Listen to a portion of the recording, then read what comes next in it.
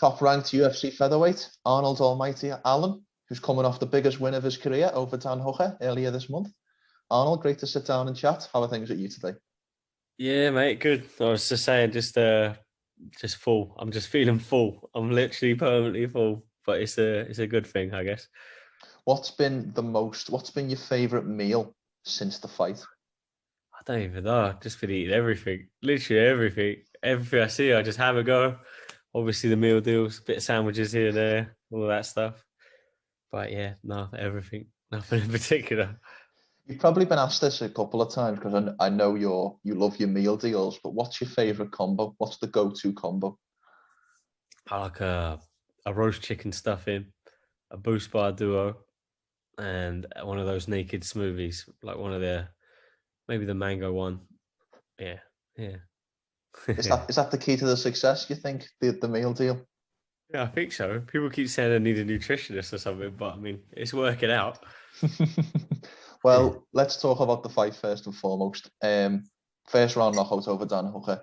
The first round finish in your UFC career. The first Yeah, knockout in your UFC career. I guess looking back, how perfect was the 19th of March for you? yeah, it was pretty much spot on to be honest. Yeah, no complaints from me. Um, yeah, it wasn't like I said a few times before. It wasn't necessarily the game plan, but yeah, I got hit in the eye and I couldn't really see what was going on, so I just sort of figured just go forward, just go forward and see what happens. When you made that decision in the cage, did it ever cross your mind that you were facing such a decorated and such a sniper like striker like Dan Hooker, and that maybe charging at the Matador mightn't end as well as it did? Nah, not really. Because I thought about it, and because I got it was just a shot because I landed a 1-2, and I think in that exchange he landed a shot. Like it's still been giving me issues now, but he landed a shot and it went right in my eye there, and everything just sort of went blurry. So I figured if I back up, I won't be able to see where he is. So I was just like, keep going forward. Yeah, so just keep pressing forward. Yeah. Yeah, there was a lot of respect in the build up, um, and Dan's kind of fallen on a little bit of hard times. Was there any Yeah. look? It's kill or be killed in there. It's your career or it's his. It's. Hmm. But was there any kind of difficulty or any kind of emotion with the way it played out and getting that first round finish over a guy you respected so much? Uh, like you say, it's kill or be killed in there. But yeah, obviously you feel bad for it, like the situation he's in, and he's also a top bloke as well, and he's so like you don't want that to be the end of his UFC career or him to retire or whatnot. But yeah, like you say, it's kill or be killed, and yeah, obviously if it weren't him, it's me. So I watched the interview before I think on the fight week with yourself and Dan with Adam Catterall for PT, oh yeah, and it was such a respectful, such a brilliant interview between two guys who have so much respect for each other. Is Dan Hooker the opponent that you've liked most throughout your UFC yeah. career? It was pretty weird to be fair. The fight week was like we had so many face-offs. We did that interview together. We ended up sat in the sauna together the day of the weigh-in, cutting weight together. It's like, hey, we might as well just move in together. Like, what's going on? But yeah, like no. It was a bit weird. Keep bumping into each other, keep doing these little things. But I guess that's sort of part and parcel of it. But I've never had that much interaction with an opponent before a fight, and yeah, like, nothing bad to say about him. I know you spent a lot of time down Team Renegade for this camp. Which correct me if I'm wrong. I had this conversation with someone a couple of weeks ago. Is Team Renegade almost like the British version of American Top Team or AKA? It's kind of our version of a super camp in a way. Yeah, so there's a lot of guys sort of all around traveling over to get there. I guess being Birmingham is sort of quite central in it, so it's Mm. good for a lot of people to travel to. Um, yeah, it is like that. I know a lot of the guys that train there, they train other places like myself. They're all over. They're coming in for sparring and whatnot. But it's a good base to be honest. They got good guys there, good team. Obviously, Leon Edwards being the top dog is always going to bring like good names around himself, you know. So for sure, it's a good place. I've seen on the socials, whether it be yours or some of the others. I know you've been down at Renegade. I saw a photo of you and Jonathan Haggerty getting some work, and I think over the summer or even early winter, is the last kind of year been a focus on learning new skills off some of the other British talent? Yeah, I'm always pretty open to learning from guys that are better than myself. So like Haggerty was teaching me how his elbows, how he throws his elbows and stuff. And I don't know if anyone's seen his fights, you see how he throws his elbows. You could always learn something from him. And yeah, he's not too far. He's only in London, so I'm looking to get down there again actually in the future. Is there anyone in the UK you haven't trained with that you would like to in the future? Someone that comes to mind? Yeah, I was actually looking at getting out to Shaw Martial Arts with Jack Shaw and obviously Brett Johns. I got a load of guys down there. I think maybe in future I'll make a trip down there as well. But it's a bit of a trek. But yeah, 4 hours I think for me. What was it like? Because obviously you made this decision to make. How often were you making the trip to Renegade for this camp? Was it once or twice a week? 3 times a week. 3 times a week, and it's 3 hours journey. Memory serves. Each way, yeah. So it's 6 hours journey total. So what's that? 18 hours a week. That's a very big commitment. And then a day a week of your life. And then when the fight plays out like it is, talk about validating that choice, because it must have served a high level sparring being so sharp. So did it feel as validating as that? Yeah, 100%. And it's definitely somewhere I'm going to be going back to. It's I mean, even if the fight didn't go my way, I would have still planned to go back because they're a great bunch of guys, great camp, great level as well. So yeah, I weren't there that long, but they all sort of helped me out, made me feel at home. The whole team sort of welcomed me. Sort of, it is a really good place to be. I want to touch on something as well, because I've saw a lot of, obviously, I've saw that your social media has grown quite a bit since the fight. I presume a lot of the American audience have become a little bit more familiar with Arnold Allen. Yeah. But I've seen a lot of people talk about your physique. Now I know that your dad was a professional strongman.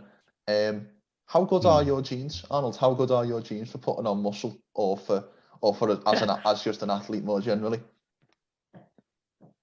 I think I obtained some of his genetically modified genes or something like that, but like a clean way of getting them. Yeah, I was going to say a loophole, that. But nah, yeah, like we've so me and my brother have always been we've always been massive into sports, whether it's strength training, martial arts, football, like every kid in England, whatever it is, like we're always doing some sort of sport. So we've always done something. Obviously, yeah, we're pretty fortunate with our genetics. I have to say it. Well, I have a half brother, and he has a different dad. He doesn't have the same genetics, so he's not a freak athlete. do you think you inherited anything perhaps that wouldn't clear the USADA testing pool? Probably. I didn't want to mention as well, because look in retrospect, it was such a special night for British MMA, but there's been so much that had come before you. We'd seen, as you mentioned, Jack Shaw's win, Paul Craig. Obviously, the fight between Topuria and Jai Herbert was electric. Then you've got Molly's knockout, and then obviously going before Paddy. In the moment when you were getting ready to make the walk, did you realise how special some of the moments before you had been? Yeah, I thought it was pretty cool watching. It's obviously got like two things. I got the screen playing in the backstage here, so you're watching the fights. Obviously, you got friends and stuff fighting, and then they don't get the result you want, so it's a bit of a come down. You're like, oh crap! But then you see like Molly get that knockout, and you're like, oh geez, you try not to get too sort of hyped up. So then you sort of watch it, like, oh that's cool, sort of relaxed, like walk away from the TV, don't stare at it. But yeah, so you're just constantly up, down, but try not to get too involved with it, too emotional. So you sort of just see it and you're just like, oh, he lost. Oh, that sucks. But then, onwards sort of thing, get on with it. But yeah, it was a pretty special card. What was it like going before Paddy? Because obviously Paddy is a lot of people say was the people's main event, and we know he gets the audience and the crowd going. What was it like going before him? Because I presume that the crowd maybe needed a minute after the electric first round finish he had for your next fight. Yeah, no, it was pretty cool, to be fair. I made a joke to him before. I said, why'd they have to put me on after you? Because obviously everyone's going to be knackered after your fight. So, but nah, he hyped it up, didn't he? So it's a a palate cleanser. Everyone's hyped up for the next 3 fights, so it's good. It was good. We saw Paul Craig in the media day throughout the fight week talk about how the UFC have potentially booked venues for the summer, and it depends on how that Saturday night would go. Would these venues come off? And it went virtually perfectly. So we can only presume there's more UK cards. Is the goal a UK card again? I mean, it'd be pretty cool, wouldn't it? Obviously, after that last one, if they're like that every time, that'd be pretty special every time. So I'm sure they're going to be wanting to come back more often. And yeah, you know, the big Vegas shows are cool and all that, but I don't think anyone's wanting to fight in the Apex anymore, you know, after those sort of events. What would be if the UFC came to you, you got an email on your phone and said, Arnold, we want to do a UFC card in your hometown. We want to do UFC Colchester. What would the arena be? Is there an arena or a sports venue we could host that in? Not in Colchester, I would say. I'm actually down the road a bit further, but I'm in Ipswich, so Ipswich. Yeah, Portman Road. They got a big football stadium there. To be fair, I think it's like 30,000 seater. Yeah, that could work. That could work. Yeah, it's a good stadium actually. The team ain't doing so great, but the stadium is pretty good. I did want to mention as well, I've got a little bit of an inside scoop. So after your fight, I think the day after I spoke to Calvin Kattar, the guy who you called out. I spoke to his head coach, Tyson, and I'd sent him a message saying, would you be prepared to fight Arnold in England? Would you be prepared to fight him in Anfield, the stadium that Paddy had mentioned? Would you like to know his response? I think I know it. He said he can come to us. We're ranked higher, and he called us out. Oh, really? I thought it'd be the opposite. Yeah. I thought he said he wouldn't give a shit. Oh, that's interesting. Well then, that's surprising. So if you want the Calvin fight, it's going to sound like it's going to be in the States. How do you feel about that? I mean, it is what it is, but you're not a fan of Liverpool or something. I don't know if it's that. I think maybe they just don't want to make the trip over. Maybe British people going to America is more appealing than Americans coming to Britain. That's fair enough, I guess. The New England guys don't want to come to Old England. I see how it is.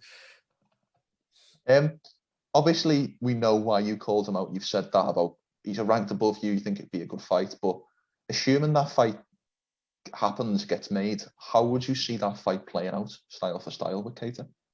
Probably a boxing match, really, with a little bit of MMA sprinkled around it. You know, he's like I said, we're both heavily boxing based in our MMA game, so I could just see it being a sort of stand-up fights or something like that. A lot of people said that you needed to in the breakdown for the Hooker fight that you needed to mix in the takedown to get the victory. I've seen that from a couple of analysts. Obviously, it wasn't needed on the night, but how heavily was the takedown part of the strategy going in? Not at all, really. Not at all. Well, it did a little bit, but like wasn't really ever thought of in the plan. Mainly because two things: he's got really good guillotines, he's got really good knees. Just don't want to be putting my head around there, to be honest. That's it. I was mainly thinking about chopping them down, picking them apart, and I weren't really ever thinking of wrestling. Yeah, of course. In just over a week's time, we've got the world title fight in your division, where Volkanovski will be facing off against the Korean Zombie. How do you see that fight playing out? I remember we previously spoke that you wanted to fight the Korean Zombie at one point. So, are you on TKZ's side? I'm not really. Yeah, as a fan, yeah. Yeah, I don't dislike Volkanovski at all. I just I really like Korean Zombie, and I even see someone shared he had a Korean Zombie meal deal in South Korea. They made one for us, like the coolest thing. But yeah, to be honest, I think Volkanovski he wins it. To be fair, I just think he's impressed every time he fights. He steps up another level, gets better and better. I just think he's such a great strategist, and Korean Zombies. Well, is this his first fight under Cejudo at his place? No, he's been with Cejudo for a couple of. He's been at that gym for a couple of fights, okay. But I think it's Cejudo's kind of first like real influence in camp. Yeah. See, I don't know how much the Korean Zombie changed in his sort of style. He's that heavy, flat-footed, walk you down. It's in the name, in it. You know, he's got really good jiu-jitsu, but he hasn't really sort of engaged. I don't know. Yeah, I don't know. I think Volkanovski comfortably wins. As someone at the top end of this featherweight division, I think a lot of people would say, maybe not yourself, maybe you'll say you're the best, but a lot of fans would say Volkanovski right now is the best in the world. But when correct me if I'm wrong, but when I watch a Volkanovski fight, I can see that he's so good, but I kind of can't see what he's doing that makes him so good. So when you watch Volkanovski on tape, what can you see? How can you see anything that makes him stand out as just this superior fighter? Yeah, it's just his game planning. I think that's his main thing. Two things he always has: he's fit. He's always going to be super fit, and he's super strong. Also, his strategy. Just his strategy is always spot on, and he's very good at sticking to the strategy. You know, whether it's the first fight of Holloway, it just chopped his legs. The whole game plan, whether Max Holloway stepped in, landed a 1-2, every exchange he chopped his leg. Even if it is inside, outside, southpaw orthodox, he just kicked his leg. And that was his game plan. He stuck to it for 5 rounds and didn't get away from it. You know? He's a very good tactician, you know. I think that's one thing people don't rate about him so much. Yeah. Is he someone that you obviously, if we let's say we get the Kattar fight, maybe even one more, and you were paired up against Volkanovski, obviously it's a difficult challenge, but would it be a challenge that you would relish? Yeah, for sure. Yeah, they all are. That was the same with this one with Dan. It was, you know, the scariest opponent I fought, but I always say I'm confident that'll bring the best out of me. You know, the better I fight, the more nervous I am, the better I'm gonna show up. Well, that's evidenced by the fact that in terms of time and in terms of finish, it's probably the most impressive win of your UFC career. Yeah, I'd say so. Yeah, I'd say so. Did you? I know there was a little bit of I think he dropped you at some point with a little bit of a check left hook. You said you lost your balance because of butter on the canvas. But did you take any major damage in the fight, and when is the kind of timeline for the return? No, I said earlier, just the only thing I've been having, well, I got a shot in the eye and I've just been having headaches. Literally, just I saw an optician yesterday, the ophthalmologist, and I got like bruising inside on the eyeball or something. I don't know, but it's like a bit of swelling. It's causing me to have headaches. I'm hoping that goes away soon because that's annoying. But I got a scan of my hands in the next couple of days, so a little swelling popped up on the bit where I broke it last year. So hopefully nothing's re-broke again. But yeah, we'll see. I don't think so, but I haven't hit anything just yet. So I'm on a 2-week training ban, so we'll see. Of course. Obviously, I think for the last couple of years, obviously the pandemic has affected this, but for the last couple of years, it's been one fight a year. Now you come off the biggest win of your career. I know you've talked about the eye injury, and of course you want to get that fixed before you go into the next fight. But is the goal to stay active and kind of keep the momentum of the last fight going? Yeah, I mean, it'd be nice to get 2 fights a year, at least. Especially if we're looking at now, like it looks like we're looking at top 5 talk. You know, if it isn't what we've called for, it looks like top 5 will be the option. So usually people are fighting less and less in the top 5. Twice a year is like the standard. So that makes sense now. So yeah, ideally this year, you know, later part of the year works good for me. End of summer or something like that. Yeah, definitely. We're at the end of March now, Arnold. So we've got 1st of April tomorrow. Where do you want to be come 12 months time? Where do you want to be come the 1st of April 2023? I'd like to be in that title talk, you know. I'd be getting in that title picture. Well, in the title picture. I don't want to be getting in it. I want to be in the title. You're getting in it now. Yeah, that's true. Yeah. Nah, but well, a title fight would be nice then next year. well, look, that the last win is only going to set you up for them goals, and hopefully we can see the Kattar fight next. It's great to get some time with you. Thanks so much for giving me some time, and look forward to seeing you. Right, thanks for having me on. Pleasure's all mine. Before we finish, Arnold, how can people find you on social media and any sponsors or anything like that? The floor is yours. Just Arnold BFA everywhere, pretty much. Yeah. That's it.